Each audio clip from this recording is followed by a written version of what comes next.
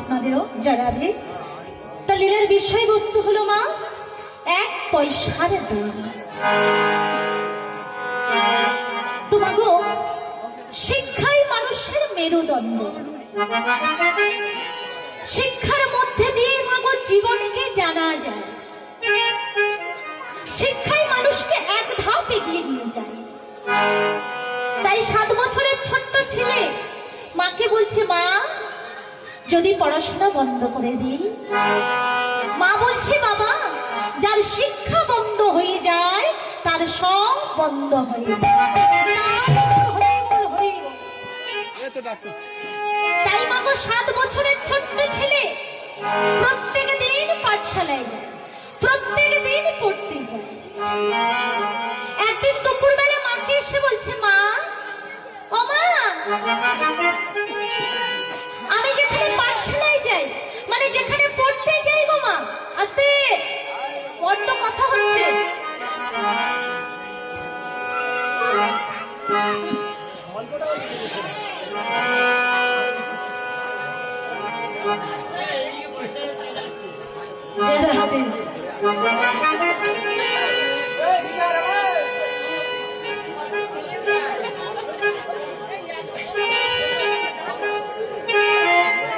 এত চেঁচামেচি হলে মা কীর্তনটা করবো কি করে?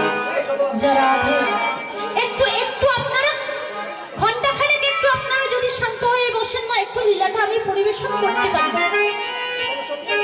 যারা মায়েরা একটু শান্ত হয়ে বসেন।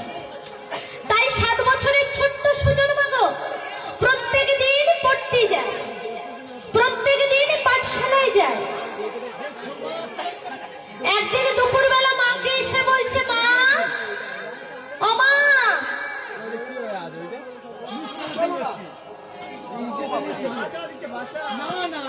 যারা ও মা, যেখানে পাঠশালায় যাই, যেখানে পড়তে যাই মা, সেখানে না মা কত খাবারের দোকান এসেছে, একটা পয়সা দাও না মা, খাবার খাবো।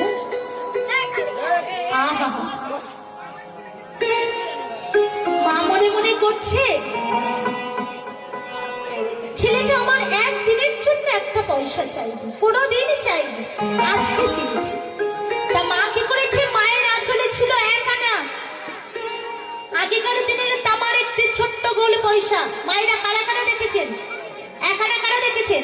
বাহু তুলবেন। দেখেছেন তো? এই তামার একটি ছোট্ট গোল পয়সা মা ছেলেটির হাতে দিয়েছে। যখন মা ছেলের হাতে দিয়েছে মাগো, তখনই বাড়ির দরজায় এক ভিখারি এসেছে। ভিখারি এসে বলছে, মাগো আমি 3 দিন কিছু খাইনি মা, আমাকে একটা পয়সা দাও। মা মনে মনে করছে, একটা পয়সা ছিল আঁচলে বাঁধা, পয়সাটা তো আমি ছেলেকে দিয়ে দিয়েছি, এখন আমি করবো কি? এইবারে মায়েরা দৃশ্যটা লক্ষ্য করুন। ছেলেটা উঠানে, ভিখারিটি দরজায়, আর মা বারান্দা। ভিখারি এসে বলছে, মাগো আমি 3 দিন কিছু খাইনি, আমাকে একটা পয়সা দাও। মা মনে মনে করছে, একটা পয়সা ছিল আসলে বাঁধা, পয়সাটা তো আমি ছেলেকে দিয়ে দিয়েছি, এখন আমি করবো কি? এইবারে মা ছেলের মুখের দিকে তাকাচ্ছে, ছেলে কিন্তু মায়ের মুখের দিকে তাকাচ্ছে।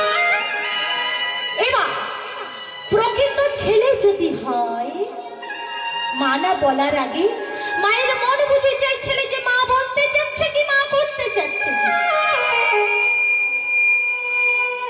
সেই 1 আনাটা নিয়ে ছোট্ট ছেলে দৌড়ে এসে মাকে বলছে, মা ও মা, পাঠশালায় তো আমি রোজই যাই, খাবার দোকানদার তো প্রত্যেক দিন আসে, আর তোমার কাছে তো পয়সা থাকে, আমি আজ না খাবার খাই, আমি কাল খাবার খাবো। এই 1 পয়সাটি নিয়ে মা তুমি ভিখারি ঠাকুরকে দিয়ে দাও। মা তখন ছেলেকে বুকে জড়িয়ে ধরেছে, ধরে বলছো, বাবারে তোকে দেখে মনে হলো আমি তোর মা নই, তুই আমার বাবা। তো বাবা পয়সাটা আমি তোকে দিয়েছি, তুই যা ভিখারি ঠাকুরকে দান করে পুণ্যটা তোরই হবে।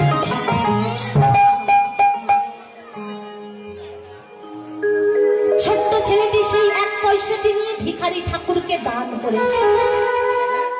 যখনই ভিখারি ঠাকুরকে দান করেছে মা, ভিখারি ঠাকুর তখন বলে উঠলেন, তোর এক পয়সা দানের পুণ্যে লাভ।